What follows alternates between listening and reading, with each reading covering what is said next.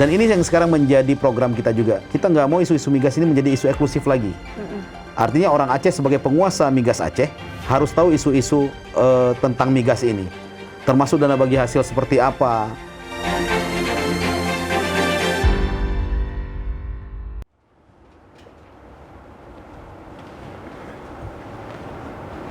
Assalamualaikum warahmatullahi wabarakatuh, pemirsa PTM yang sedang bahagia dimanapun Anda berada. Berjumpa lagi kita teman PTM Long bersama saya Indar Sekasari. Kita hari ini di edisi Senin 31 Mei 2021, tepatnya di episode ke-43.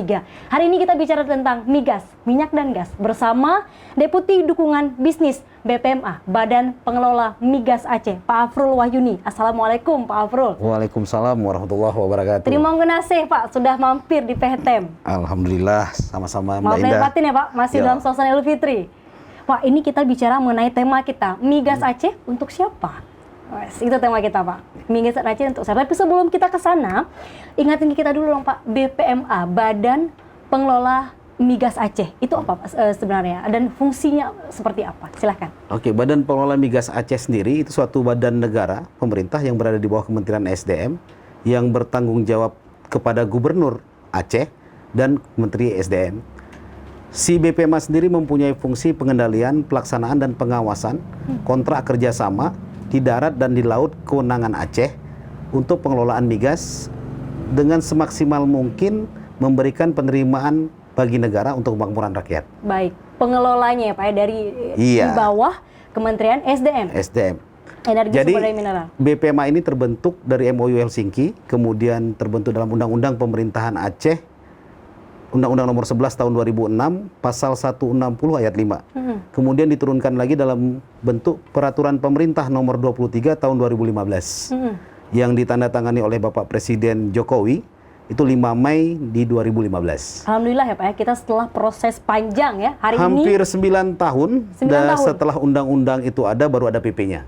Baru ada peraturan pemerintahnya? Baru ada peraturan pemerintahnya. Artinya dari 2006 baru ada PP-nya, itu disahkannya di 2015. Dan hari ini kekayaan kita yang kelola sendiri? Artinya kita mengelola bersama. Mengelola bersama? Itu bahasanya artinya khusus untuk Aceh, pemerintah Republik Indonesia dan pemerintah Aceh mengelola bersama.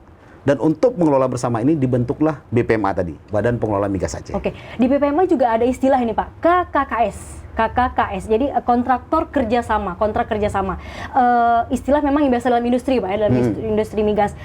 Apa sih Pak, misalnya KKKS, kontraktor kontrak kerjasama itu? KKKS atau kita familiarnya nyebutinnya K3S, kontraktor kontrak kerjasama, adalah perusahaan-perusahaan yang berkontrak dengan negara untuk mengelola lapangan-lapangan minyak yang ada di Republik Indonesia. Oke. Kalau di Aceh, K3S itu Pertamina, kemudian ada Medco INP Malaka Blok A, kemudian sekarang mungkin yang lagi hangat-hangatnya baru alih kelola Blok B dari Pertamina Hulu Energi ke PT Pema Global Energy, kemudian juga ada PT Zaratek NV di Blok Luxmawe, kemudian ada Triangle Pace, itu ada di Blok Pace, kemudian ada perusahaan-perusahaan eksplorasi di South Blok A atau di WK South Blok A, itu ada namanya KRX Lang Energy. Kemudian ada juga yang akan melakukan eksplorasi di tahun ini, yaitu Repsol di Blok Andaman 3 yang di lepas pantai. Lebih dari 5 perusahaan Pak, lebih dari 5 kontraktor. Iya, sebenarnya Aceh sendiri punya 11 wilayah kerja. 11 wilayah kerja. Posisi wilayah kerja eksploitasi itu ada 4. Yang pertama tadi Medco INP Malaka di Blok A. Itu di daerah Aceh Timur ya Pak? Itu Aceh Timur. Kemudian ada Pertamina Hulu Energi yang sekarang berubah ke PGE pengelolanya atau operatorshipnya. Itu di daerah itu Aceh Utara, Blok B. Kemudian ada Zaratek NV di Luxmawe, Blok Luxmawe. Kemudian ada Triangle Pace, itu di Blok Pace Aceh Utara. Oke. Aceh Utara dan Aceh Timur. Itu border perbatasan antara Aceh Utara dan Aceh Timur. Kemudian yang eksplorasi itu ada namanya South Blok A, yang sekarang operatornya itu KRX Lang Energy, itu di Aceh Timur juga. Kemudian ada Repsol Andaman 3, berada di Laut Pidi Jaya, Biren, dan Pidi. Baik, Pak Afrul, ini tadi kita bicara dari mulai pantai timur, utara, seberapa besar Pak? Gambarin ke kita pemirsa PTM khususnya potensi Pak, kekayaan migas kita di Aceh ini seberapa besar Pak Afrul? Saat ini kita hanya memiliki data-data masa lalu. Data-data masa lalu. Belum move on, Pak? Kita belum move on dengan data sekarang. Artinya ini yang menjadi PR besarnya BPMA untuk bisa mencari data-data baru, mencari data-data cadangan-cadangan baru di Aceh. Ini juga yang menyebabkan beberapa komitmen-komitmen terhadap kontraktor-kontraktor tadi atau perusahaan-perusahaan migas tadi untuk mencari cadangan-cadangan migas yang baru di Aceh. Hari ini kita boleh gamblang bilang Aceh untuk kebutuhan sendiri lebih gasnya. Untuk kebutuhan Lokal lebih. Tapi untuk dibangun industri kurang. Kenapa bisa gitu? Artinya contoh Blok B dengan masa kejayaannya cadangannya itu jumlahnya 17 triliun kubik feet satuan gasnya. Hari ini itu cuma tersisa 0,319. Artinya Blok B nanti jika nanti si operator barunya tidak melakukan pengembangan, itu hanya cukup untuk 3 sampai dengan 5 tahun ke depan gasnya. Dengan jumlah rata-rata produksi sekitar 50 juta kubik per hari. Baik, berarti kita kebutuhan sendiri cukup, tapi untuk industri itu kita masih kurang. Masih kurang. Dengan potensi yang ada. Artinya kita punya dengan efisiensi beberapa di lapangan-lapangan gas kita yang bisa kita lakukan, kita mungkin akan punya oversupply sekitar 40 sampai dengan 50 juta kubik. Baik. Tapi untuk pemakaian katakanlah Jargas itu lebih. Jargas itu Jaringan gas jaringan gas rumah tangga. Oke. Kemudian tapi kalau untuk membangun sebuah industri di Lok Sumawe dengan gas segitu itu sangat kurang. Baik, kita kurang untuk industri betul. Makanya kita sekarang melakukan pengembangan termasuk kita full support seperti eksplorasi. Contohnya Repsol yang akan akhir tahun ini melakukan eksplorasi di sumur Rencong 1X kita memberikan namanya. Daerah? Itu di atas Laut Pidi, sekitar 40 mil dari garis pantai Pidi. Diperkirakan cadangannya bisa sampai dengan 3 triliun kubik feet. Ada eksplorasi, Pak, eksploitasi juga. Iya. Terus ada juga pengembangan lainnya, nama-nama itu gimana penjelasannya? Eksplorasi adalah fase pencarian. Kita masih cari di mana potensinya. Artinya pencarian dan pembuktian. Jadi ada beberapa step, mungkin secara umum lah. Secara umum setelah wilayah tersebut, suatu wilayah ditawarkan oleh negara, dilelang. Itu bisa dalam bentuk joint study dulu sebelum terbukti, artinya si perusahaan mengajukan kepada negara dalam bentuk joint study. Setelah dia merasa dengan data-data yang ada ini layak untuk dijadikan wilayah kerja, mereka punya hak ditawarkan pertama sebagai operatorship di wilayah kerja tersebut. Artinya dia akan menjadi operatorshipnya di situ. Fase eksplorasi ini itu bisa dari 0 sampai dengan 10 tahun. Sampai 10 tahun. Kemudian masa pengembangannya itu bisa 7 sampai 15 tahun lagi. Artinya kontrak migas pertama di lapangan baru itu minimal 30 tahun kontraknya. Artinya migas ini mungkin tidak serumit rocket science ya. Tapi juga tidak sesimpel buka warung bakso. Artinya ada beberapa hal yang memang harus dilakukan dan ini yang menjadikan sehingga tolak ukur migas ini tidak bisa dilakukan tahun ini dilakukan, tahun depan kelihatan hasilnya, tidak. Eksplorasi sendiri punya fase 3, 4. Artinya 3 tahun sampai 4 tahun. Ada komitmen-komitmen yang harus dilakukan. Setelah itu terbukti, jadi pembuktiannya itu dengan pengeboran langsung. Jadi pertama dicari dengan metode seismik dan semuanya didapatlah kantong-kantongnya. Tapi untuk membuktikan isi-isi kantong itu harus dilakukan pengeboran. Setelah dilakukan pengeboran, kemudian itu namanya sumur eksplorasi atau kita bilangnya wildcat ya. Masih gambling itu ketika kita dapat 1, dapat 2, dapat 3, baru kita lanjut ke rencana pengembangannya. Baru si perusahaan tadi masuk ke fase eksploitasi. Eksploitasi. Ya. Dari eksploitasi, kemudian pengembangannya lagi. Pengembangannya lagi. Baik, bicara perjalanan BPMA, Pak Afrul. Diceritain kita Pak sampai hari ini. BPMA setelah Presiden menandatangani PP-nya di Mei, 5 Mei 2015, kemudian setahun kemudian BPMA memiliki kepala definitif. Berdasarkan PP tersebut, Gubernur mengajukan 3 nama dan Menteri yang memilih sebagai kepala BPMA-nya. Itu kepala pertama BPMA Bapak Marzuki Daham. Kemudian di tahun 2018 di bulan Juli, karena beliau sudah masuk masa pensiun, sudah 2 kali diperpanjang juga jabatannya, tapi belum ada penggantinya waktu itu, ditunjuk PLT Kepala BPMA Pak Azhari Idris sampai dengan 2019. Kalau nggak salah, kalau saya nggak salah, di 2020. Di 2020 kemudian baru Gubernur mengajukan 3 nama lagi, sehingga sekarang ada Kepala BPMA definitif itu Teguh Muhammad Faisal. BPMA sendiri baru punya struktur itu di akhir 2018. Dari masa Pak Marzuki 2016 sampai dengan 2018 tadi itu, fungsi-fungsi teknis terkait SKK Migas yang mensupport kinerja-kinerja BPMA. Artinya pemerintah juga menugaskan SKK Migas untuk membidani terbentuknya strukturnya BPMA waktu itu. Jadi sejauh ini BPMA dan SKK Migas itu kita mempunyai kerjasama yang erat dalam hal-hal pengelolaan dan kontrak-kontrak yang telah disetujui di awal. Artinya untuk menjaga investasi dari segi kontraktor migas tadi, BPMA tidak merubah apapun yang telah disetujui dari awal. Kedepannya BPMA akan mencoba membuat regulasi-regulasi yang bisa diterapkan di Aceh untuk mempermudah investasi migas. Prinsipnya ketika tidak ada perusahaan migas yang beroperasi di Aceh, tidak ada aktivitas, maka tidak akan ada multiplier efeknya. Yang didapat oleh masyarakat langsung adalah multiplier efeknya. Masalah DBH dan semuanya itu adalah efek positif dari bagi hasil tadi. Kalau kita bicara hari ini Pak, komposisi dari BPMA sendiri, kalau bicara berapa persen orang Aceh sendiri yang di BPMA? Sekitar 97% atau 99%. Sudah hampir sebagian besar. Ya, jadi rata-rata BPMA itu diisi oleh anak-anak Aceh yang sebahagian dari fungsi-fungsi teknis terkait di BPMA itu teman-teman itu dulunya bekerja di perusahaan minyak. Oke. Mereka resign, ikut tes di BPMA, kemudian sekarang mereka bekerja di BPMA. Walaupun ya sebenarnya ini tidak dari kontraktor berpindah ke regulator. Ada beberapa hal yang kita butuh sinkronize lah waktu itu.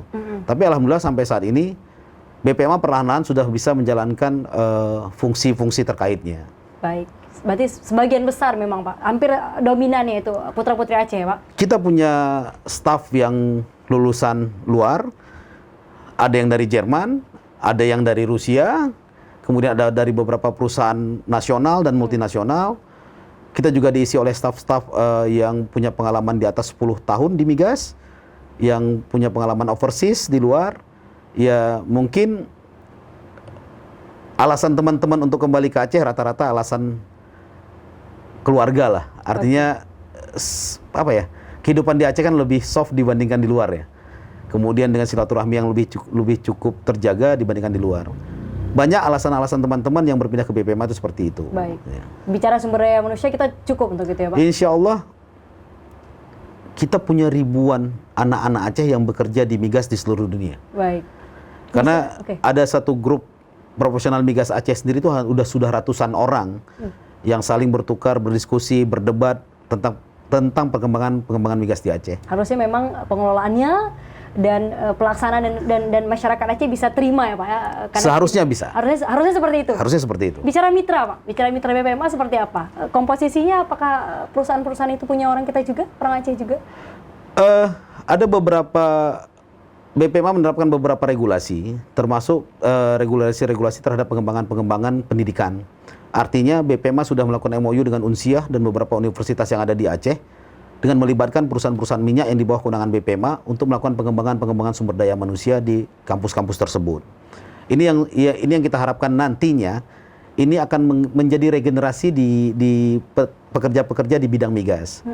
Baru-baru ini kita juga akan menandatangani MOU dengan Unimal untuk pembentukan jurusan migas di Malikul Saleh.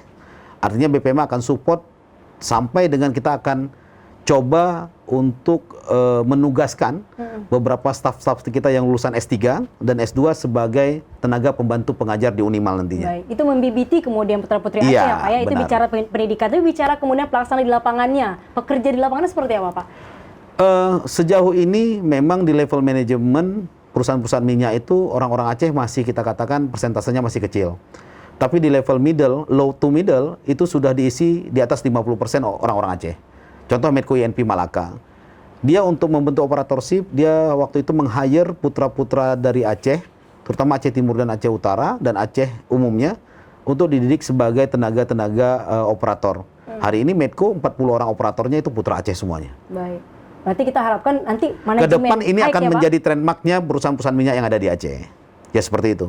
Dan kita harapkan sebenarnya orang-orang Aceh juga dengan kita buka peluang-peluang seperti itu, mereka bisa berdikari di luar. Sehingga nanti setelah mereka punya experience dan punya niat untuk membangun Aceh, bisa kembali ke Aceh dengan experience-nya. Bau Gampung kembangkan potensi yang Bek sampai ke raja di Gampung Ro. Tapi keluar dulu, setelah di sini sebagai pengalamannya, dia bisa keluar dulu. Dan rata-rata orang kita mempunyai potensi dan SDM yang sangat baik dan bisa bersaing dengan teman-teman dari luar Aceh. Ini yang bicara Pak Deputi Dukungan Bisnis nih, berarti berdasarkan pengalaman saya sebelumnya di perusahaan minyak, rata-rata orang-orang kita tidak pernah menjadi orang ketiga. Baik. Ya. Kalau untuk BPMA Pak gimana proses rekrutmennya? Ini mungkin untuk pemirsa PTM yang tertarik di migas misalkan. Ya. BPMA sendiri waktu itu saya masuk gelombang pertama rekrutmennya, itu rekrutmen dimulai di 2017 akhir. Rekrutmen awal? Rekrutmen awal 2017 akhir, cuman waktu itu kan baru aktif kita di 2018 karena proses administrasi kenegaraan lah. Ya termasuk budgetnya BPMA nyantol kemana, bla bla bla semuanya. Jadi itu diumumkan terbuka, kita sudah melakukan 3 kali rekrutmen. Rekrutmen pertama itu tidak bisa terisi semua posisi. Kemudian rekrutmen kedua untuk melihat mengisi kekosongan dari rekrutmen pertama tadi. Itu juga tidak semua posisi terisi. Kemudian ada rekrutmen ketiga terakhir di 2020 kemarin akhir, itu untuk mengisi kekosongan-kekosongan yang belum terisi oleh rekrutmen 1 dan 2, kemudian yang mengundurkan diri. Ada juga beberapa yang mengundurkan diri, mungkin di ekspektasi awalnya tidak terlalu ideal BPMA ini, karena ini masih lembaga yang baru, kemudian pemahaman terhadap regulator itu agak belum menjadi isu yang cukup isu formil lah di Aceh sendiri. Dan ini yang sekarang menjadi program kita juga. Kita nggak mau isu-isu migas ini menjadi isu eksklusif lagi. Artinya orang Aceh sebagai penguasa migas Aceh harus tahu isu-isu tentang migas ini, termasuk dana bagi hasil seperti apa, bagaimana pengelolaan blok migas. Artinya ada regulasi-regulasi secara internasional, nasional, dan ada regulasi kedaerahan. Ini yang harus selalu diikutin. Yang buat mahal industri migas ini karena aturan-aturan mainnya. Oke, itu yang buat mahal. Iya. Ya, aturan migas ini kan industri migas ini kan dikenal dengan high cost, high tech, high risk. Jadi dengan biaya yang tinggi, dengan risiko yang tinggi, kemudian dengan teknologi terapan yang tinggi. Ini yang membuat industri migas mahal. Gitu. Kalau rencana tahun ini Pak, rencana kerja utama BPMA, misalkan itu seperti apa kemudian BPMA saat ini kita sedang meninjau untuk menghitung ulang cadangan-cadangan di Aceh agar kita mendapat angka replacement ratio. Replacement ratio ini adalah berapa cadangan yang sudah diambil, berapa yang akan digantikan. Industri hidrokarbon ini kan energi yang tidak terbarukan. Artinya dia tidak tergantikan nih. Artinya dengan pemanfaatan yang benar, ini untuk otomatis dengan kondisi saat ini, Aceh tidak akan bisa mengganti dana otsus di 2027 dengan DBH migas. Hari ini dana bagi hasil migas Aceh itu per tahun hanya 300 miliar. 2011 yang lalu bisa sampai 1 triliun. Kenapa? Karena waktu itu salah satu perusahaan di Aceh, kontraknya hampir habis, dia memproduksi besar-besaran. Hari ini cadangan-cadangan itu juga tinggalnya juga tidak bisa produktif seekonomis seperti yang lalu. Gas di Aceh sendiri secara pasaran termasuk harga gas yang mahal. Karena proses-prosesnya. Artinya kita harus mencari lapangan-lapangan baru, kemudian harus menjamin investasi-investasi baru di migas di Aceh, supaya nantinya Aceh akan mempunyai produksi. Hari ini kita sangat mendukung dengan program nasional produksi 1 juta barel minyak di 2030. Si BPMA hari ini sedang mengkalkulasi itu semua sehingga kita juga akan punya pattern nih. Target kita di 2030 seperti apa.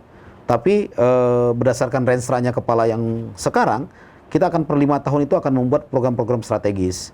Salah satunya dengan menunjuk kontraktor definitif di Blok B, kita harapkan Blok B itu bisa dikembangkan. Ada potensi-potensi awal yang dulunya tidak dikembangkan oleh si existing kontraktor. Baik, bicara Blok B ini menarik juga Pak. Kemudian yang ramai di telinga publik adalah kemudian Blok B. Dari sekian banyaknya wilayah kerja dan Blok A juga ada. Tapi kenapa kemudian Blok B yang selalu digaungkan? Blok B ini seksi. Kita bisa ibaratkan dia wanita tua tapi masih seksi nih. Dan masih banyak peminatnya. Blok B ini kan cerminan kejayaan Aceh di masa lalu. Yang membuat Lok Sumawe itu punya gelar kota petrodolar. Tapi hari ini masyarakat menganggapnya sisa-sisa kemegahan masa lalu itu tidak ada di situ. Berdasarkan PP tadi, berdasarkan peraturan pemerintah nomor 23 tahun 2015. Jadi kalau Blok B ini kan kontraknya di tahun 60-an atau 70-an oleh Mobil Oil. Kemudian Exxon Mobil, mereka join, yang kontraknya habis di 2015. Kemudian diperpanjang oleh pemerintah karena alasan mereka tidak berproduksi 3 tahun waktu konflik, sehingga kontraknya berakhir di 2018. Di 2015, Pertamina Hulu Energi mengambil alih Exxon Mobil Blok B dengan format B2B. B2B artinya? Artinya bisnis to bisnis antara Pertamina dan Exxon. Sehingga Pertamina melanjutkanlah sisa kontraknya sampai dengan 2018. Di 2018 Pertamina mengajukan perpanjangan kontrak kembali. Karena kita waktu itu sudah punya peraturan pemerintah nomor 23 tentang pengelolaan migas, terjadilah negosiasi antara pemerintah Aceh, pemerintah pusat, dan Pertamina. Seperti apa pengelolaan ke depan nantinya. Di sini kita memberikan plus yang sangat tinggi terhadap kepala pemerintahan Aceh yang mengambil keputusan untuk mengelola sendiri blok itu. Karena secara regulasi PP yang mendapat privilege-nya adalah badan usaha milik daerah.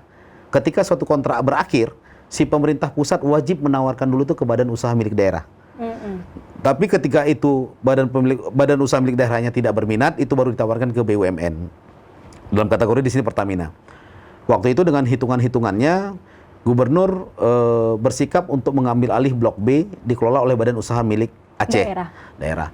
Dan alhamdulillah 17 Mei kemarin badan usaha milik Aceh, PEMA, melalui anak perusahaannya PT PEMA Global Energy, ditunjuk oleh pemerintah Republik Indonesia melalui Menteri ESDM sebagai operator berikutnya sampai dengan 20 tahun ke depan. Baik. Blok B ini. Kita kelola sendiri ya Pak ya? Artinya perusahaan daerah Aceh mengelola blok migas yang ada di Aceh. Dan itu bukan hanya blok B, semua. Itu blok B, khusus untuk blok B. Ya. Khusus blok B. Blok B itu dikelola oleh PT PEMA Global Energy tadi. Iya. Dan itu dengan proses panjang tadi apa? Mulai dari Exxon Mobil, itu sampai PHE, kemudian setelah 2018 itu ada perpanjangan sementara sampai 2 kali, sampai 3 kali terakhirnya itu berakhir kontrak perpanjangan itu 17 Mei 2021.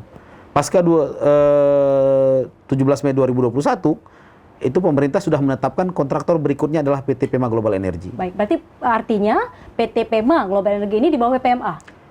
Mereka adalah kontraktor di bawah BPMA. Berarti tadi. Jadi mereka sekarang PT PGE ini masuklah dalam kategori K3S tadi. K3S tadi. Iya. Di masa pandemi sekarang, Pak, gimana kemudian BPMA tetap bisa menstimulus ataupun misalkan tetap menjadi bermitra dengan kondisi yang ada itu gimana, Pak?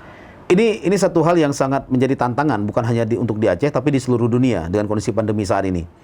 Ada beberapa hal yang akan menyebabkan production cost meningkat gara-gara pandemi. Kemudian terkoreksinya beberapa harga gas juga karena serapan dari hilirnya yang mengecil. Ini menjadi tantangan yang sangat besar. Kita juga BPMA sedang menyiapkan beberapa paket-paket stimulus bagi K3S ini untuk tetap mempertahankan produksinya. Dan kita minta plusnya mereka kalau bisa meningkatkan produksinya. Jadi ada beberapa strategi-strategi produksi yang sedang diambil oleh teman-teman di fungsi-fungsi teknis terkait. Salah satunya adalah efisiensi dan optimasi beberapa plan-plan gas yang ada di Aceh saat ini. Termasuk di Medco INP Malaka dan di Blok B tadi itu. Baik, berarti produksi menurun ya Pak, kondisi sekarang? Serapannya menurun, kemudian dengan kita harus mengeluarkan cost production yang tinggi dengan memobilisasi orang-orang dengan protokol kesehatan yang cukup ketat, sehingga itu menyebabkan beberapa biaya operasional menjadi lebih tinggi. Yang masih beroperasi Pak sekarang, yang di bawah BPMA ada berapa? Ada 3 perusahaan. Yang pertama itu PGE tadi, yang sudah ambil alih kelola Blok B. Alhamdulillah sampai hari ini, mulai dari 17 Mei sampai dengan tanggal saat ini, operasi masih berjalan normal di bawah PT PGE. Kemudian ada Medco ENP Malaka. Walaupun dalam 2-3 minggu ini atau sebulan ini sedang ada problem di sana terhadap penurunan produksi, teman-teman teknis dari Medco sedang menyelesaikan masalah ini dan baru mulai produksi kembali di awal Juni nanti. Kemudian Triangle Passe yang berproduksi, cuman produksinya juga kecil. Jadi sebenarnya kalau kita bilang Aceh ini sekarang berada di titik rendah produksi migasnya. Kalau kita tidak melakukan usaha-usaha pengembangan di beberapa tahun ke depan, ya kemungkinan ya Aceh bisa dapat minus dari 300 miliar itu untuk dana bagi hasilnya. Dari minus Pak ya? Kalau kita bukan minus, artinya kita nggak akan mencapai angka yang tahun ini, tahun kemarin bisa 400 miliar, 300 miliar. Untuk itu kan sangat jauh untuk mengganti dana otsus yang triliunan. Jadi harus ada usaha-usaha dari semua pihak agar kerjasama stakeholder di migas ini menjadi peluang bisnis bagi investor untuk masuk ke Aceh. Ya Repsol untuk pengembangan sumur pertama aja mereka mengalokasikan hampir 140 juta US dollar hanya untuk mengebor satu sumur. Hanya untuk mengebor satu sumur. Hampir 2 triliun. 2 triliun lebih. Jadi hal-hal seperti ini yang kita coba jaga ya, iklim-iklim investasi ini. Gitu. Baik, kalau untuk bicara dukungan pemerintah, Pak, seperti apa kemudian proses tantangan terbesar juga dari BPMA dalam mengelola industri ini, Pak? Seperti apa yang kondisi? BPMA sendiri kadang agak beberapa terkendala dengan regulasi-regulasi nasional. BPMA terbentuk dengan PP, kemudian ada beberapa kemen-kemen yang terkadang paradoks dengan PP-nya BPMA tersebut. Kemudian juga masalah sistem penganggaran. Ini ada beberapa hal yang coba kita carikan solusinya lah. Kita selalu berkomunikasi dengan Pak Menteri, kita selalu komunikasi dengan Pak Gubernur untuk beberapa program-program yang mensupport migas ke depan. Filosofinya sebenarnya sederhana. Sebenarnya BPMA ini bekerja untuk Republik Indonesia. Mutlak. Karena kenapa? Karena yang dibagi untuk Aceh adalah Indonesian, jadi bagian dari pemerintah Indonesia. Makin besar pendapatan Indonesia, maka Aceh akan makin besar dapatnya. Jadi yang dibagi oleh pemerintah 70-30 adalah bagian dari pemerintah Republik Indonesia terhadap kontraktornya. Contoh, si kontraktor dalam mengelola blok-blok migas yang ada di Indonesia, itu kan berbagi hasil dengan pemerintah. Katakanlah untuk gas misalnya, 70-30. 70 itu untuk pemerintah, 30 untuk si kontraktor. Setelah dipotong biaya-biaya operasional semuanya. Aceh mendapat bagian dari 70 tadi itulah bagian pemerintah Republik Indonesia. Yang bagiannya 70 untuk Aceh, 30 untuk Jakarta. Jadi makin besar bagian pemerintah Indonesia, bagian Aceh akan makin besar. Itu gambarannya, Pak? Itu gambarannya. Baik. Kalau seandainya kita lihat, Pak, hari ini dukungan pemerintah khususnya dari pemerintah Aceh itu seperti apa kepada? Sejauh ini memang ada beberapa kendala-kendala yang terkadang terjadi ya. Tapi pada intinya pemerintah sebenarnya ini kan menjadi bagian dari pemerintah. Termasuk dari BPMA tadi ya fungsinya untuk memaksimalkan penerimaan negara kan. Dan bertanggung jawabnya kepada gubernur dan menteri gitu. Dukungannya jelas ya karena itu dibentuk oleh pemerintah sendiri, ya kita juga mendapat dukungan dari pemerintah. Tapi terkadang mungkin dalam aplikasi-aplikasinya yang belum optimal. Kendala terbesarnya apa, Pak? Kendala terbesar BPMA saat ini adalah sebenarnya ini masalah-masalah yang lumrah di badan-badan yang baru. Sistem penganggaran. Sebenarnya secara PP ada normatif-normatif yang bisa kita lakukan. Tapi hari ini kita menggunakan anggaran APBN di bawah Kementerian SDM. Jadi kita masih terkendala dengan anggaran-anggaran kerja yang untuk mengejar PR-PR tadi. Kita butuh beberapa penghitungan-penghitungan baru terhadap cadangan, kegiatan-kegiatan yang bisa membuat investor-investor migas melirik Aceh. Baik, Pak Afrul, ini juga ada pernah diskusi dengan para elit di Aceh, misalkan. Jadi tentang kewenangan pengelolaan blok migas di rantau. Bagaimana kemudian, Pak? Rantau adalah satu masalah yang berbeda. Ini gimana? Dan kita harapkan sebenarnya ketika rantau secara teritorial itu masuk dalam kewenangan Aceh. Secara PP-nya tadi adalah mengelola bersama di darat dan laut area kewenangan Aceh. Artinya rantau seperti apa berarti, Pak? Rantau itu masih termasuk lapangan tua yang masuk di Pertamina, dulunya Pertamina EP.